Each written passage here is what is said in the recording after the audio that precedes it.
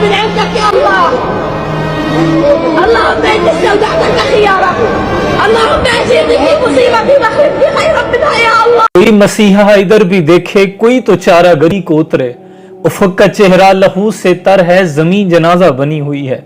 امت مسلمہ ایک طرف تم اپنی افطاریوں اور بڑے بڑے نواء اقسام کے دسترخوان سجانے میں مصروف ہو،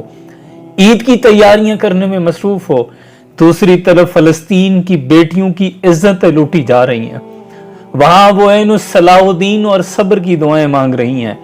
ارباب اختیار سے کہنا تھا کہ یہ چیخیں تمہیں سونے نہیں دیں گی، یہ چیخیں تمہارا پیچھا روز محشر تک کریں گی، کیونکہ ہم تو مجبور و لاچار ہیں، تمہارے پاس تو اختیار تھا، تم تو صاحب طاقت اور مرتبہ تھے، تمہاری آواز کا قد بھی بلند تھا، لیکن تم خاموش تماشائی بنے دیکھتے رہے۔ یہ فلسطین کی وہی بچیاں ہیں جب پاکستان جس روز ایٹمی طاقت بنا تھا، ان بچیوں نے فلسطین کی گلیوں میں شمع روشن کی تھی، تمہارے نام کے ترانے پڑے تھے کہ اب شاید ہماری عزتوں کی طرف کوئی میلی آنکھ سے نہیں دیکھے گا، لیکن وہ نہیں جانتی تھی حمیت نام تھا جس کا گئی تیمور کے گھر سے، روہیلا کس قدر ظالم جفا جو کینہ پرور تھا، نکالی شاہ تیموری کی آنکھیں نو کے خنجر سے،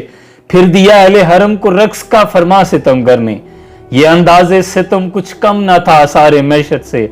پھر رکھا خنجر کو آگے، پھر کچھ سوچ کر لیٹا، تقاضا کر رہی تھی نیند گویا چشم عامر سے، پھر اٹھا اور تیموری حرم سے یوں لگا کہنے، شکایت چاہیے نہ تم کو کچھ اپنے مقدر سے، میرا مسند پہ سو جانا بناوٹ تھی تکلف تھا، کہ غفلت دور ہے شان سفران لشکر سے، میرا یہ مقصد تھا اس سے کہ کوئی تیمور کی بیٹی مجھے غافل سمجھ کر مار ڈالے میرے خنجر سے، مگر افسوس یہ راز آخر کھل گیا سارے زمانے پر،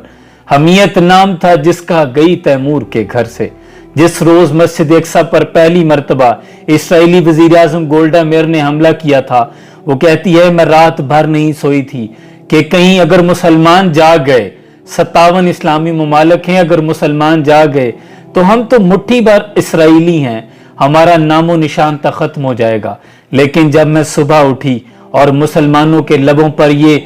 موت جیسی خاموشی دیکھی تو پھر مجھے یقین ہو گیا کہ اسرائیل اب محفوظ ہے۔ دکھ کی بات تو یہ ہے کہ 57 اسلامی ممالک اور 2 ارب مسلمان 36,000 مظلوم فلسطینیوں کی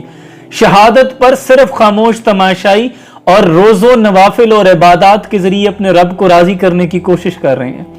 یہ نادان گر گئے سجدوں میں جب وقت قیام آیا، یہاں سجدوں کی نہیں یہاں کھڑا ہونے کی ضرورت تھی، ہم صرف آمکوں کی جنت میں رہ رہے ہیں، محض اس کے سوا کچھ نہیں۔ ہم کیا ہیں؟ حضرت کعب بن مالک بدری صحابی ہیں، 73 جنگوں میں شریک ہوئے ہیں، لیکن غزوہ تبوک میں نہیں گئے تو حضور اکرم صلی اللہ علیہ وسلم نے 50 دن ان سے بات نہیں کی تھی، اتنے سخت ناراض ہوئے، حالانکہ احد میں انہوں نے اتنی بڑی قربانی دی، حضور کی بارگاہ میں حاضر ہوئے کہ حضور کافروں نے آپ کا جنگی لباس پہچان لیا ہے، آپ اپنا لباس مجھے دے دیں، میرا آپ پہن لیں، اور حضور کا لباس پہن کر ایک طرف نکل گئے، اور کافر بھی آپ کے لباس کے تعاقب میں آپ کے پیچھے آ گئے، تو آپ کہنے لگے کہ میں نے اس لباس کا حق ادا کر دیا۔ اتنے بڑے جلیل القدر صحابی ہیں، غزوہ تبوک میں نہ جائیں تو حضور 50 دن کلام نہ کریں۔ میں اور آپ اپنے ایمان کا محاسبہ خود کر سکتے ہیں، کہاں ہم ہیں اور کہاں بدری صحابی، لیکن امت مسلمہ کی خاطر نکلنا فرض عین ہے۔